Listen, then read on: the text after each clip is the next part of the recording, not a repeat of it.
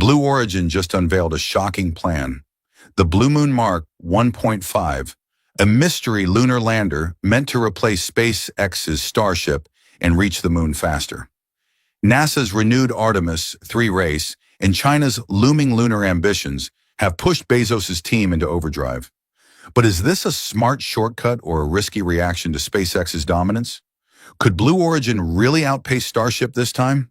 Let's dive right in. The new lunar race isn't just about landing first. It's about who defines the future of space itself. And in that race, the tension between SpaceX and Blue Origin has never been sharper. After years of silence, Jeff Bezos' company suddenly broke cover, revealing a mysterious new vehicle called the Blue Moon Mark 1.5, a lander that, according to Blue Origin, could replace SpaceX's Starship HLS for NASA's Artemis 3 mission and reach the moon faster. That announcement didn't just surprise the public, it rattled the entire industry. Because until now, SpaceX was the clear frontrunner, handpicked by NASA to take humans back to the lunar surface for the first time in over 50 years. So why the sudden shift? Why reopen a race that seemed already decided? Inside NASA, pressure has been mounting. The agency knows that every delay pushes the U.S. closer to losing the symbolic lead in space to China. With Chang'e 8 preparing for its own crewed landing, America can't afford another missed deadline.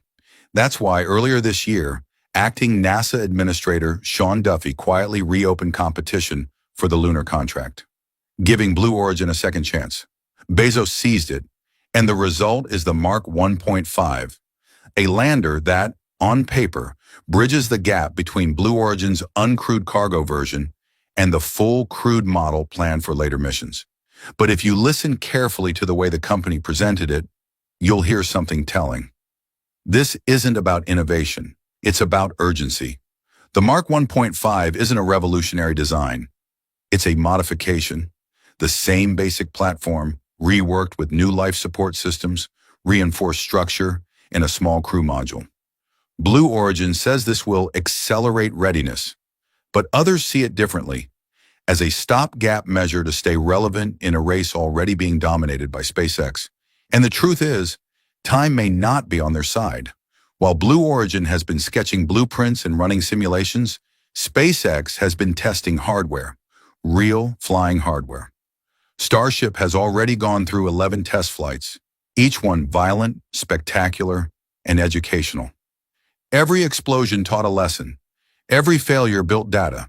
Today, Starship stands as the most flight-proven development platform in aerospace history. That's why, when NASA asked for a status update, Gwynne Shotwell confidently stated, "We're aligned with Artemis 3. She wasn't guessing, she was reporting progress. SpaceX has already completed 49 milestones under NASA's HLS roadmap. That includes cryogenic refueling systems, new avionics, autonomous docking with Orion, and even partial integration of life support systems, all verified.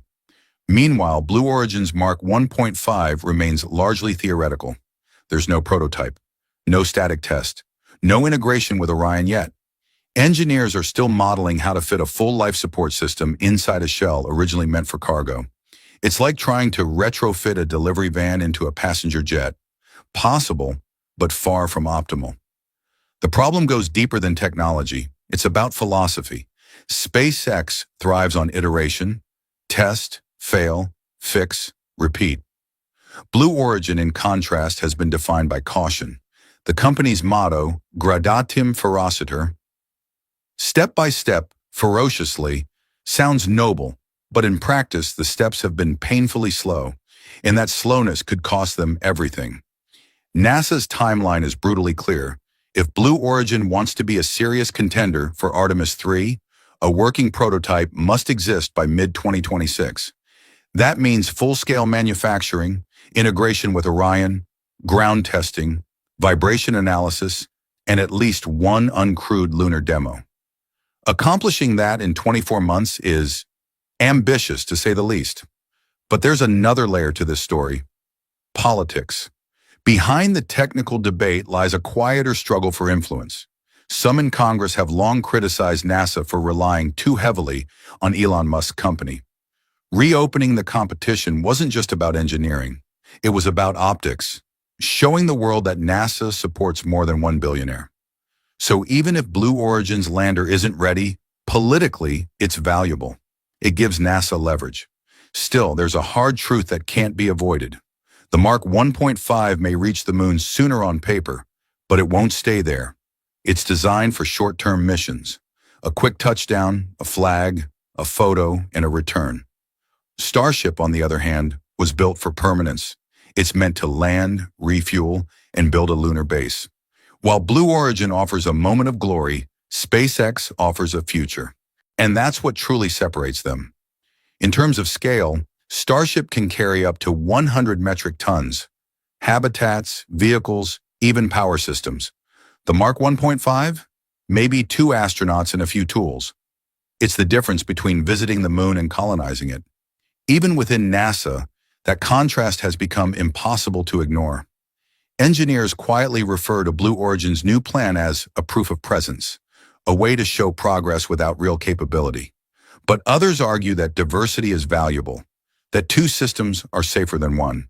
And that debate, innovation versus reliability, is exactly what defines this new phase of the space race. Ironically, as Blue Origin promotes its safer lander, SpaceX is the one proving reliability. Every new Starship test flight brings them closer to full reusability, the holy grail of lunar economics. That's why when people ask if Starship's failures mean trouble, Musk simply replies, "That's the point of testing." It's a mindset Blue Origin hasn't fully embraced yet, and that's why Starship's advantage keeps growing. Still, we shouldn't dismiss Blue Origin entirely. There's genuine engineering talent inside the company, and the Mark 1.5, despite its rushed origins, does solve one short-term problem: NASA's need for backup. If SpaceX encounters a major setback, Blue Origin could step in to ensure the U.S. doesn't miss its next moon deadline. That's the logic behind the move. Not to beat SpaceX, but to keep America's options open. But here's the twist no one wants to admit. Blue Origin's biggest threat might not be SpaceX at all. It's time. If they fail to deliver quickly enough, NASA might pivot fully to Starship. Not just for Artemis 3, but for everything: cargo delivery, crew transport, lunar habitats, even Mars logistics. In that world, Blue Origin becomes a side note in history. And yet there's one unpredictable factor that could flip the board. Jared Isaacman. Rumors suggest he might be next in line for NASA administrator. If that happens, it's game over. Isaacman is a SpaceX loyalist. His entire career, from Polaris Dawn to Inspiration 4, is built on partnership with Musk's team. Under his leadership, NASA would likely fast-track Starship and remove bureaucratic roadblocks entirely. That's the nightmare scenario for Bezos. And it explains why Blue Origin suddenly accelerated everything. Because this isn't just about winning a contract, it's about survival. Blue Origin can't afford another decade of almost. Not after New Glenn delays. Not after years of falling behind on BE-4 engine deliveries. The Mark 1.5 is more than a lander. It's a statement. We're still here. We can still compete. But as SpaceX continues to weld, launch, and iterate at a speed that defies government pace, that claim grows harder to defend. In truth, this rivalry has evolved beyond technology. It's become a mirror of 2 ideologies. One believes in perfect planning, the other believes in perfecting through failure. And right now, failure seems to be winning. As Starship, in the end, Blue Origin's Mark 1.5 stands as both a bold move and a risky gamble. On paper, it's a clever shortcut, a bridge designed to get astronauts on the moon faster, leveraging existing hardware to cut years off development. But in reality, it's a race against time. The company must build, test, and prove a human-rated lunar lander before 2027, while SpaceX is already completing milestones that put it far ahead. The truth is, innovation under pressure can either create history or expose weakness.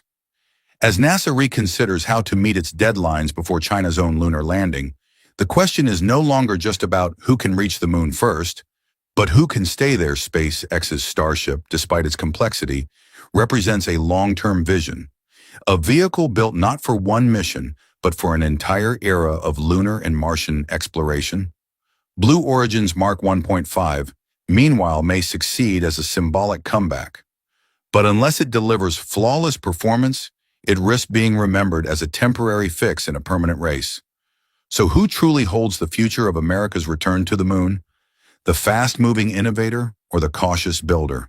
Tell us what you think. Drop your thoughts in the comments, give this video a like if you enjoyed it, and don't forget to subscribe to Space Update 24 Hours for more updates on the next chapter of the space race, where every decision brings humanity one step closer to the stars.